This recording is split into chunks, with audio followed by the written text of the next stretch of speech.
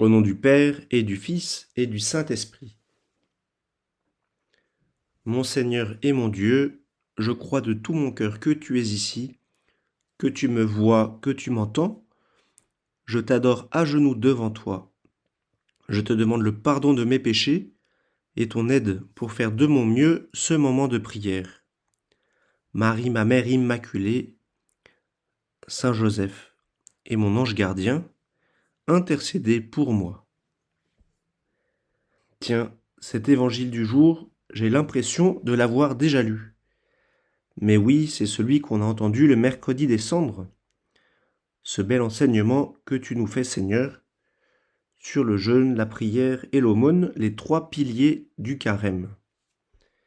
Mais alors, comment se fait-il que le carême soit passé? Nous avons fêté Pâques, l'Ascension, la Pentecôte, et rebelote au temps ordinaire, nous réentendons le même évangile. Peut-être est-ce pour nous dire, Seigneur, que tu nous invites à la vigilance, à ne jamais retomber dans la routine, à toujours chercher ton intimité dans la vie de prière, à toujours faire des petits sacrifices qui sont l'expression de notre amour et à être ouvert aux besoins des autres qui nous entourent, pas simplement pendant le carême, mais tous les jours de l'année. Dernièrement, j'ai été frappé par une discussion avec des jeunes de mon patronage en région parisienne qui étaient de l'église orthodoxe copte en Égypte. Ils me disaient qu'à peine avaient-ils fini les fêtes de Pâques qu'ils avaient commencé un nouveau jeûne, le jeûne des apôtres, et que dans leur église, il n'y avait pas moins de 200 jours de jeûne prévus chaque année. Donc bien plus strict que chez les catholiques. Et cela m'a impressionné. Je me suis dit, et moi, qu'est-ce que je fais pour Jésus? Qu'est-ce que je fais pour toi, Seigneur? Qu'est-ce que je suis capable de t'offrir par amour pour toi, sans attendre le carême? Alors permets-moi, toi qui m'écoutes, de te faire quelques petits rappels en présence du Seigneur, à qui je parle aussi. Comment, Seigneur, grandir dans ton amour jour après jour? Comment recommencer dans la lutte spirituelle par ces petits combats de la vie ordinaire? Ces combats qui sont les petits combats de l'amour. Ce temps ordinaire sera extraordinaire si, Seigneur, je cherche à le sanctifier, si je cherche à transformer chaque heure de ma vie en une offrande d'amour en ta présence. Par la prière qui est appelée à grandir, comme un chemin de croissance. Il y a ces 10 minutes avec toi, Jésus, mais aussi l'expérience que je peux faire, c'est que si je suis fidèle à ces 10 minutes, elles deviendront très courtes.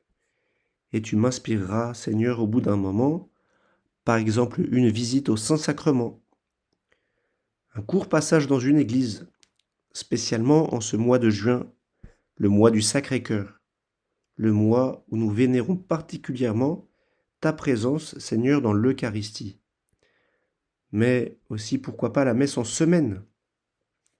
Saint Carlo Acutis s'étonnait de voir de longues files d'attente devant les magasins pour avoir le dernier jeu vidéo à la mode, et de ne voir que si peu de personnes priaient devant le Saint-Sacrement dans les églises.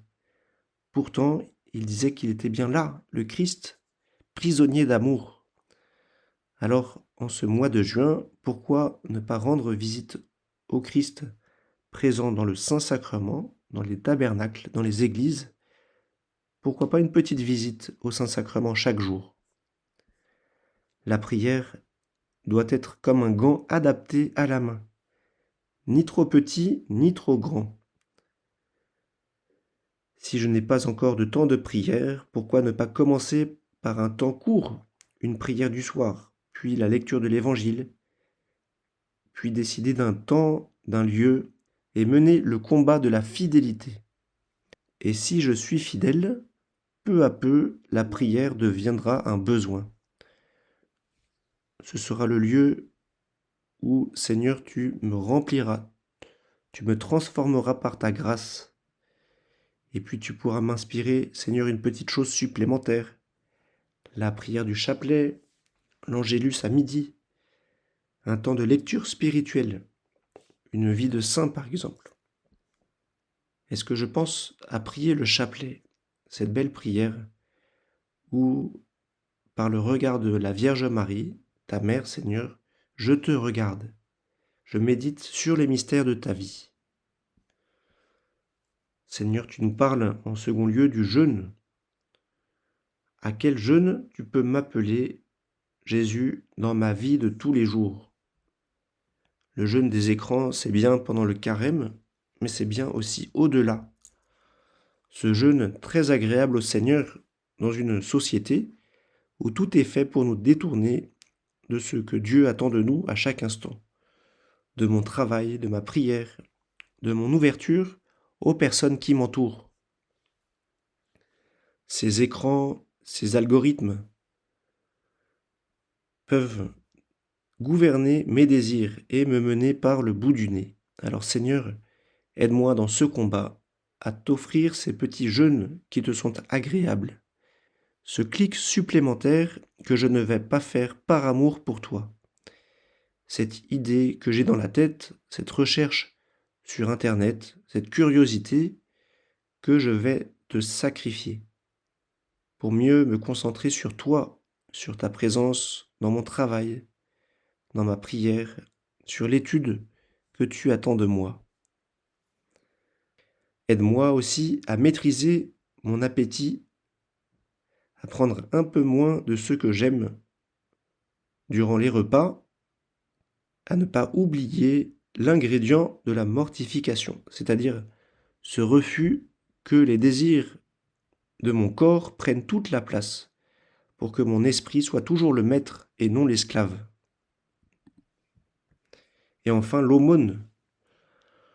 Le pape Léon, dans sa dernière encyclique, nous met bien en garde contre les divisions d'un monde sans Dieu, d'un monde qui se déshumanise, qui oublie les interactions sociales et qui devient peu à peu gouverné par la technique. L'aumône dans nos sociétés occidentales, au-delà de l'argent, de la nourriture ou des vêtements donnés de manière très concrète aux personnes qui en ont besoin, peut aussi vouloir rendre la vie plus agréable aux autres par une salutation, un mot à mes collègues de travail, à ne jamais m'habituer à la présence des personnes qui m'entourent. Seigneur, donne-moi la grâce de les écouter, de prendre le temps de les laisser me raconter leur journée avant de raconter les miennes, mon conjoint, mes enfants. Et puis l'offrande très agréable du sourire qui peut transformer la journée des autres et mettre beaucoup de joie autour de moi. L'offrande du sourire, voilà une belle aumône, Seigneur, surtout quand il me coûte, quand je me suis levé de mauvaise humeur ou quand j'ai mal dormi la nuit. Seigneur, c'est sous le regard de la Vierge Marie, ta mère, ma mère, que je veux aussi vivre cette journée, que je puisse, Vierge Marie, la rendre extraordinaire dans ce qu'elle a de plus ordinaire, en y mettant un supplément d'amour, un surplus de don de soi, sans oublier que le combat continue, le combat de la prière, du jeûne, de l'aumône, puisque c'est le combat de l'amour. Je te remercie, mon Dieu, des bonnes résolutions, des beaux désirs et des lumières que tu as semées dans mon cœur pendant ce moment de prière. Je te demande de m'aider à les faire fructifier. Marie, ma mère immaculée, Saint Joseph et mon ange gardien, accompagnez-moi toujours en chemin. Au nom du Père et du Fils et du Saint-Esprit.